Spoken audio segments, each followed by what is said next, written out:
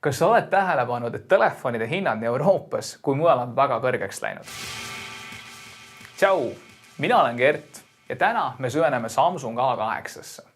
Tegemist on peaaegu 500 eurot maksva niinimetatud keskklassi telefoniga, mille eripäraks on 2 Endli kaamerat. Seade ise on hästi kokku pandud, Samsungile omaselt väga hea ekraaniga ning suurus mõnusalt käepärane neile, kes ei soovi telefoni kasutada lumelabidana. Sisse piiludes vaatab meile vastu Samsungi enda protsessor, piisav kogus RAM-i, võrdlemisi suur aku, 3 kaamerat ja see kõik on paigutatud 2 klaastahvli vahele. Samsung A8 eripära asub esimesel küljel, kus peidetakse 2 kaamerat. Turundusmaterjalidest õpime uue sõna. Wi-Fi. Eesti keeles meisel. Lühidalt, A8 2 kaamera mõte on selfide taust uduseks teha ning vastavalt soovile paigutada kaadrisse rohkem kui 1 inimene.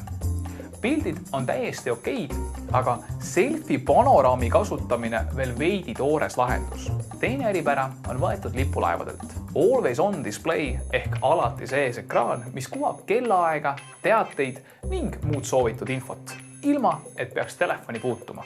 Nii et A8 on üks käepärasemaid telefone, mida oleme testinud, hästi kokku pandud, hea ekraaniga, võrdlemisi kiire seade, mis peidab endas uusi ja huvitavaid lahendusi. Äge! Samas on sellel aparaadil veel kõvasti arenemisruumi. Hind.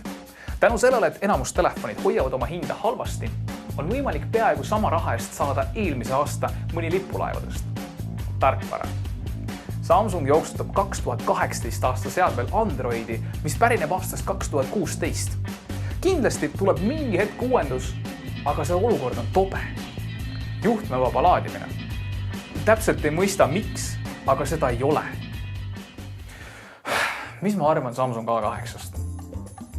Tegemist on väga käepärase telefoniga, mis toimetab võrdlemisi kiiresti ja näeb hea välja.